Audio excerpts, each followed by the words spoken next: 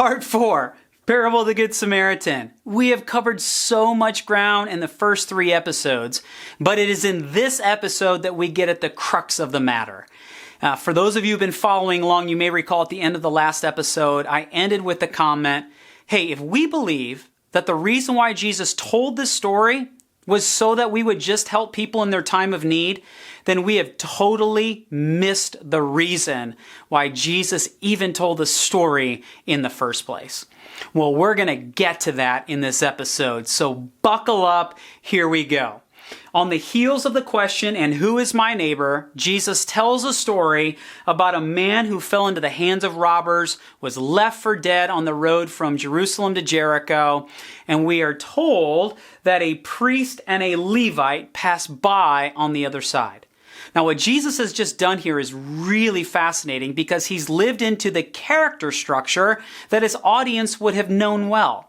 And here's what I mean by that. We have lots of parables in Jewish literature from before, during, and after the time of Jesus where there was a 3-character structure. And it went something like this. There was a priest, and then there was a Levite, and then the hero of the story was an Israelite, a layman. And so at that point where everybody goes, oh, we know where this is going, Jesus is next going to say, and then an Israelite, they hear on the lips of Jesus, but a Samaritan. Friends, the whole room or the outdoors, wherever this is being told, would have gone silent. Not just because Jesus changed the structure, but because Jesus even said the word Samaritan. Friends, the reason why Jesus told this story is found in who the Samaritans were. And so in order to understand the parable, we have to understand who these people are. And I mean are because there's actually even a remnant in the land today. But let's go back to their history, where it all began.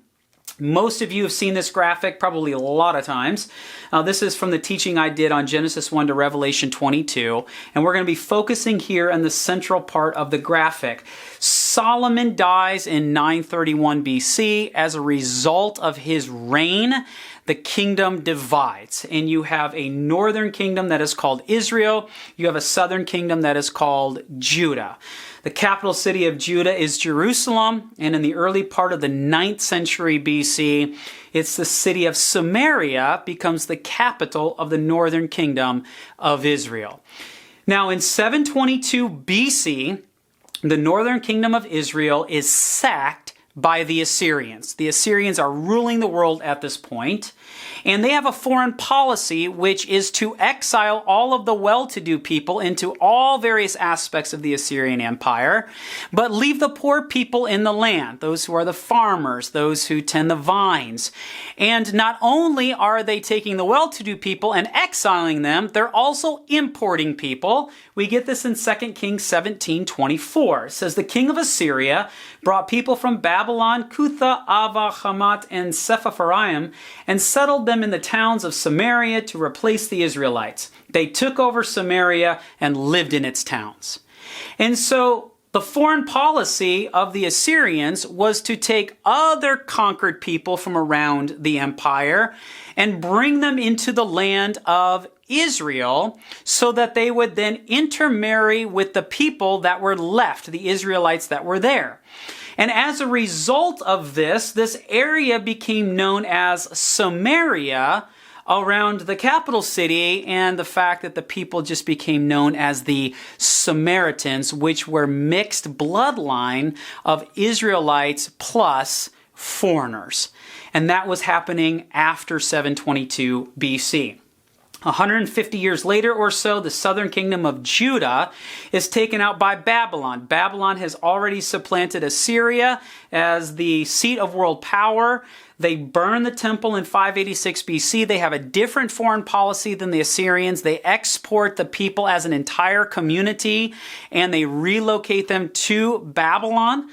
The Babylonians are not on the world stage for very long. In fact, it is in 539 BC that Cyrus the Great, with the kingdom of Persia, literally walks into Babylon, and now Persia is ruling the world. In 538 BC, we have what's called the Edict of Cyrus. And Cyrus has this edict that says all conquered peoples can return to their homeland and rebuild their sacred structures. And so 2 years later, in 336 BC, the first wave of Jewish exiles returned to the land under the leadership of a guy by the name of Zerubbabel. And then in 516 BC, the temple is rebuilt and completed. We call it Zerubbabel's temple.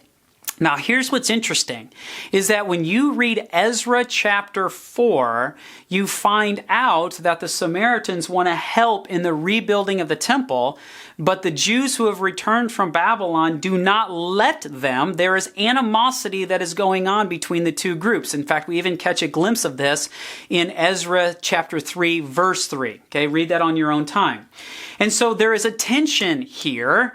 And then what's more is in 445 BC, when Nehemiah returns to the land and starts rebuilding the walls, the Samaritans object to this, and there is conflict between the Jews and the Samaritans at that point. And so it's between the temple and then the walls that this starts just centuries of animosity between the Samaritans and the Jews. Because the Samaritans have no share in the temple, it's in the early part of the 4th century BC on Mount Gerizim that they build their own temple. Now, for those of you who know your history, you will know that when Israel came into the land and they settled in the land, that they came to Mount Gerizim and they pronounced the blessings, and then they went across to Mount Ebal and did the curses. And so this was the mountain of blessing. And for the Samaritans, they believed this was God's holy mountain based on their Samaritan Pentateuch. Now, the Pentateuch is Genesis, Exodus, Leviticus, Numbers, and Deuteronomy, but they had their own version. It was not the same as the one that the Israelites in the South had.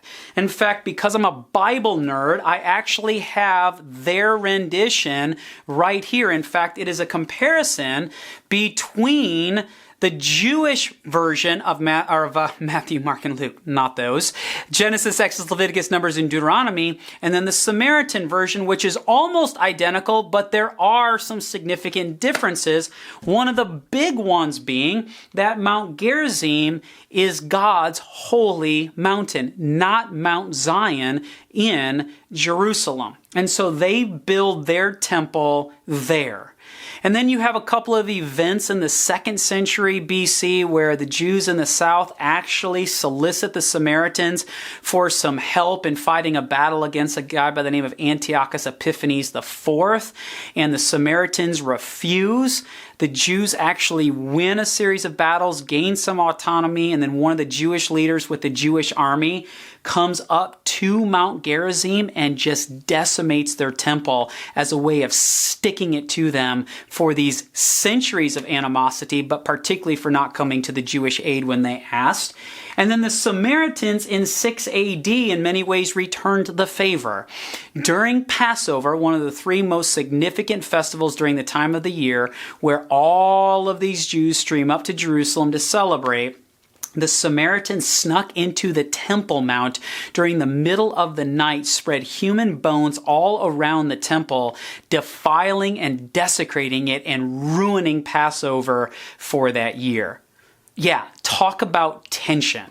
In a Jewish text called Ben Sirach, some of you know about this, the wisdom of Ben Sirach, this passage in chapter 50, verses 25 to 26, read like this. There are 2 nations my soul detests. The third is not a nation at all. The inhabitants of Mount Seir and the Philistines and the stupid people living at Shechem. The Samaritans. In the Mishnah, you have this. He that eats the bread of the Samaritans is like to one that eats the flesh of swine, pigs, unclean to the Jewish people.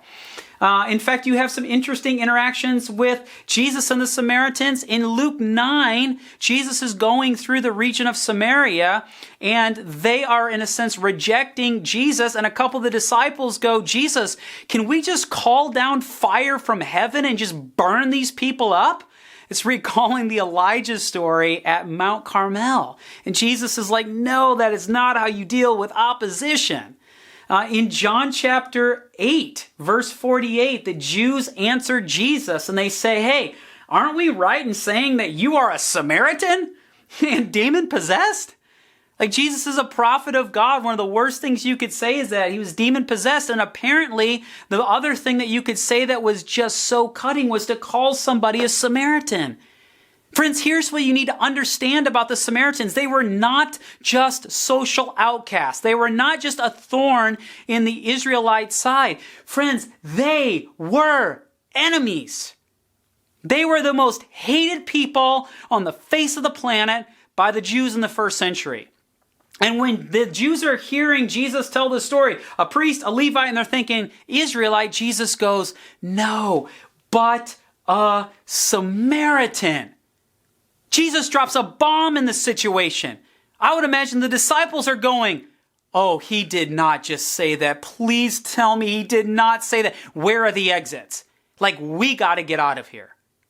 And Jesus goes, but a Samaritan. And everybody's like, where is this going? And Jesus says, but a Samaritan, as he traveled, came where the man was. And when he saw him, he had compassion. Right? Splankiznomai, we talked about that. He went to him and bandaged his wounds, pouring on oil and wine. And then he put the man on his own donkey and brought him to an inn. This would have been in Jericho, because he's also going down from Jerusalem to Jericho. And the first place that would have had an inn was Jericho. And he took care of him. Friends, 12 verbs are used in the Greek to talk about what the Samaritan did. 5 of them are touch, touch, touch, touch, touch. And in the midst of robbers being in the area, this Samaritan, as Martin Luther King Jr. said in one of our previous episodes that we talked about, he did not first and foremost think about his own safety. He thought about what would happen to this man if he wasn't cared for. And he takes him all the way to an inn. And now, Kenneth Bailey, in his book, Through Peasant Eyes, he says the best way that I could equate this would be analogous to a Plains Indian who takes a cowboy strapped over his horse, and the cowboy has just been ripped to shreds. He's just on the edge of his life. And it's like the Indian with a cowboy on his own horse goes into Dodge City, checks into the inn above the saloon. Everybody would have thought the Indian did it. And the Samaritan does this by taking him to an inn in Jericho. And then Jesus says the next day he took out 2 denarii and gave them to the innkeeper. Look after me, said, and when I return, I will reimburse you for any extra expense you may have. Friends, 2 denarii is somewhere between 2 to 3 weeks worth of wages that would be required to stay in an inn to get this kind of treatment. I mean, it is extravagant. And Jesus has just told this story. And then Jesus turns to the expert in the law and he says, which of these 3 do you think was a neighbor to the man who fell into the hands of robbers? And the expert responds with, the one who had mercy on him. Friends, he cannot even say the name Samaritan. He cannot even say the word itself. He says the one who had compassion on him. See, friends, when it came down to it, the expert in the law did not have a category for a good Samaritan.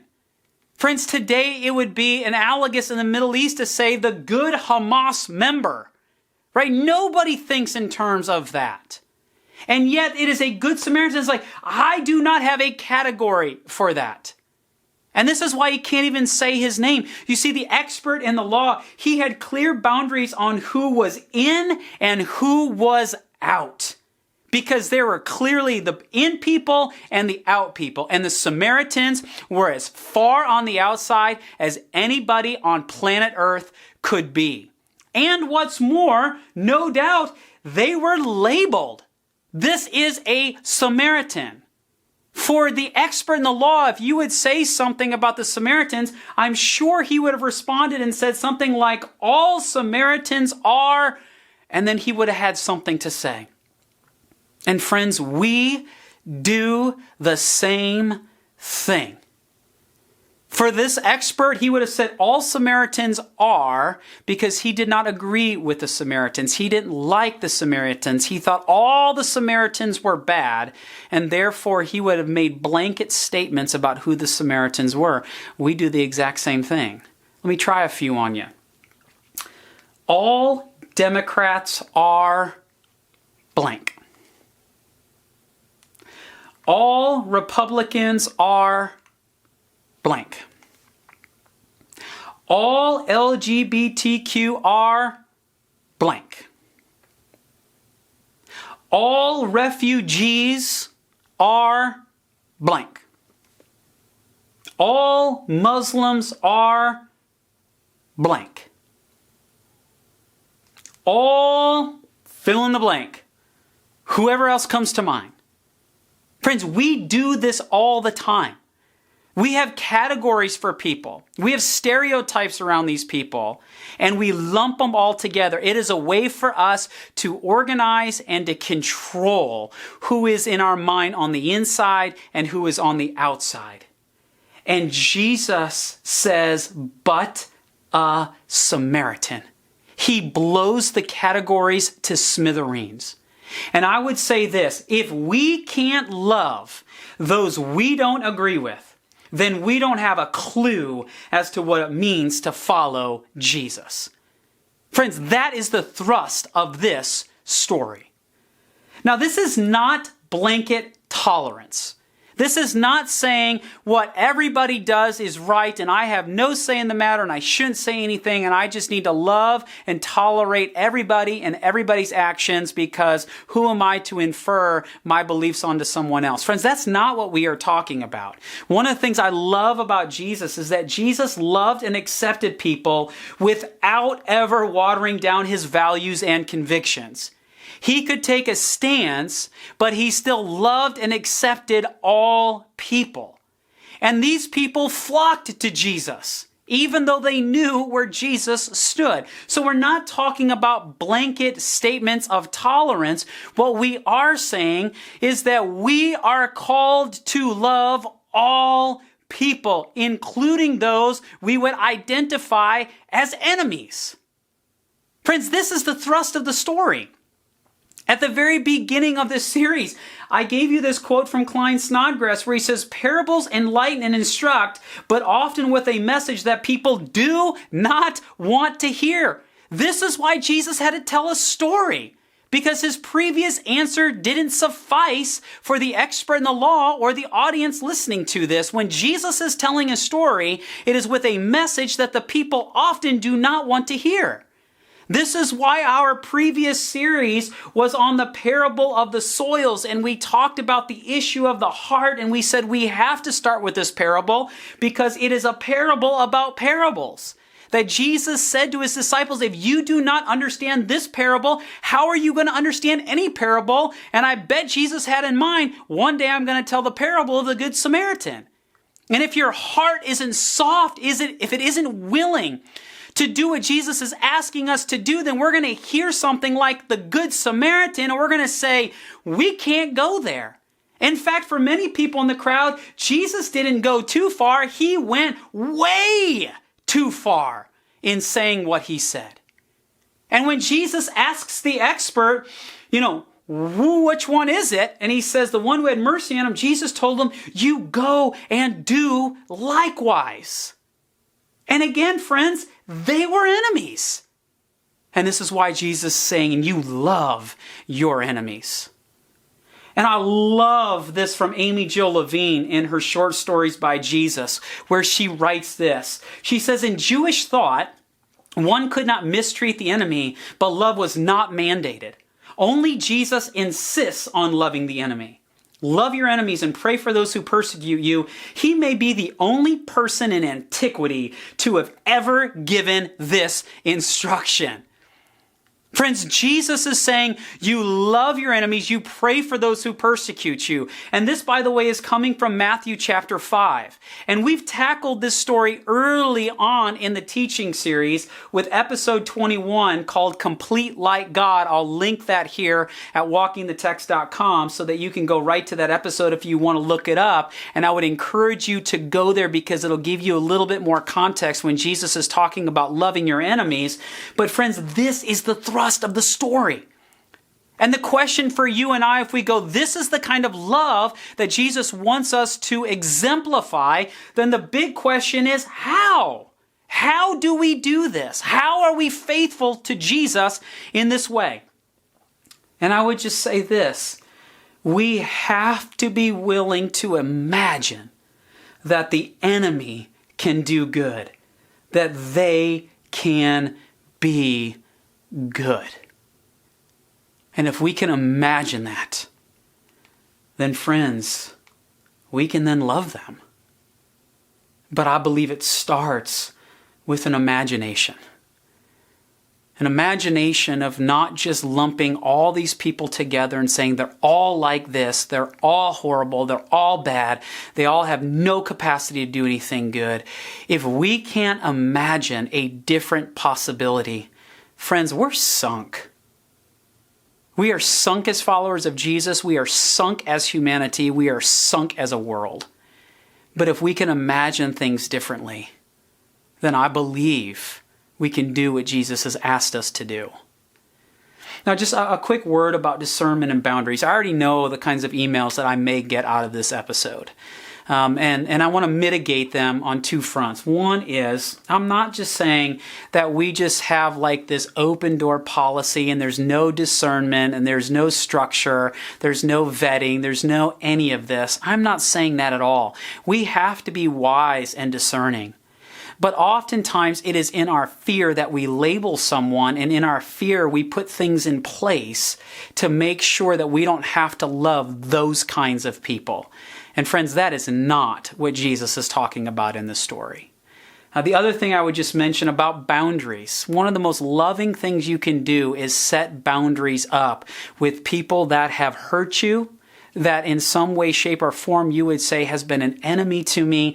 We talked about this in the Lord's Prayer series when we talked about forgive us our sins, and we talked about the importance of setting healthy and appropriate boundaries, if necessary, in order to actually love someone well. There may have to be some kind of thing that we set up. But friends, beyond that, we have to be willing to imagine that the enemy can do good, that they can be good, and to love them. And this is very challenging, and this is very hard, I know. And I believe that after Jesus told this story, I think lots of people walked away.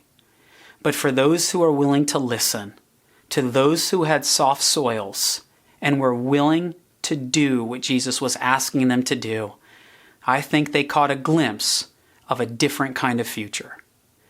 And I just want to conclude with this story from Gary Burge in Jesus, the Middle Eastern Storyteller.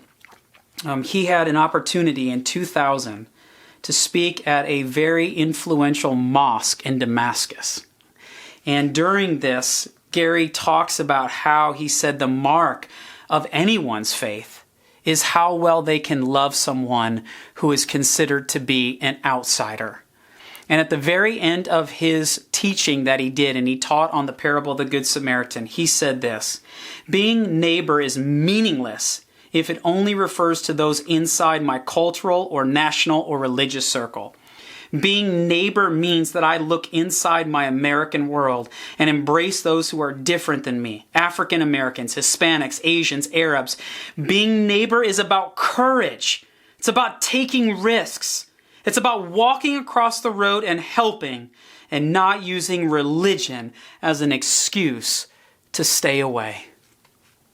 Friends, may we imagine a different reality for those that we struggle with, for those we don't get along with, for those who we'd even identify as a neighbor. Because Jesus said on the heels of this question, and who is my neighbor? Jesus spun it around and he says, it's not a question of who is my neighbor. It's whether you are a neighbor. And as we have said, this is not about identifying who is a neighbor. It's about whether we are a neighbor. And Jesus said, I need you to go and do likewise. And as we've been unfolding this over the last few episodes, becoming a neighbor, we must shift the focus from ourselves to the implications of others. We have to respond with empathy, to get in their shoes and action in a way that is loving and kind and compassionate. And in order to do that, we have to imagine the good, that they are capable of good, that something good can come out of loving our enemies.